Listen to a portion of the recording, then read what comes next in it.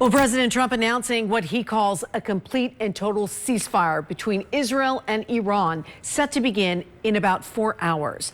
And thank you for staying with us on Channel 13 live at 6:30. I'm Trisha Keene. And tonight, Abel Garcia had the chance to speak with a former CIA operative to find out what the news means.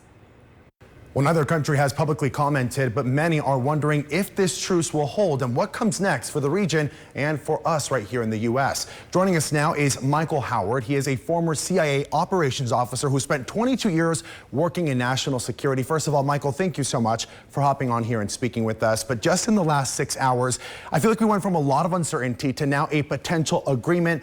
Are you surprised that a ceasefire may be reached this quickly? And from your experience, what do you think may have led to this turnaround? Oh, thanks, Abel, for having me. Yes, it is a complete, it is really interesting that how fast all these events happen. Is it a complete surprise in terms of the ceasefire? No.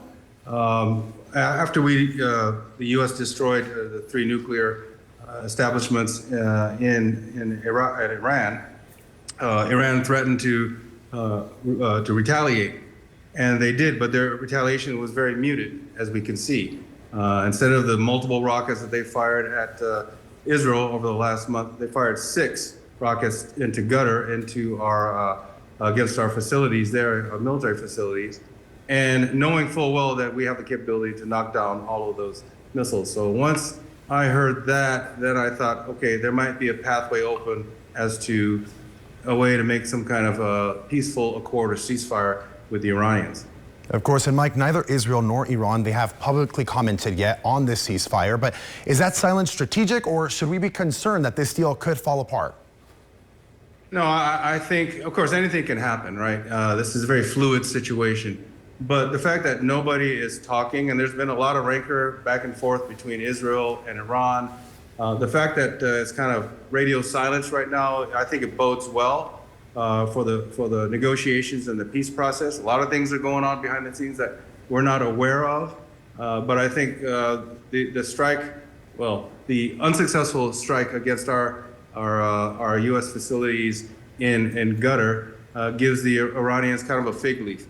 They're able to tell their internal population that they retaliated, and that's what they told the world, while at the same time not putting themselves in a position where they may face the full wrath and fury of the United States military. And Mike, last question here for you as well. Even if this ceasefire holds, do you think that there's still a chance we could see retaliation in other ways, like through groups that work with or are supported by Iran? Sure, absolutely. That's always a possibility. Iran has been very masterful over the years in using proxies to carry out their terrorist activities around the world. So that's always a possibility. However, I have full faith and confidence in the intelligence apparatus here in the United States, as well as our ability to work with our allies and partners around the world, especially in the Middle East and in Europe, to be able to thwart any kind of potential splinter organization that's affiliated with or even perhaps directed by the Iranians. Of course. Well, Mike, thank you so much for your time again this evening. We really do appreciate you, and we'll be following these developments very closely.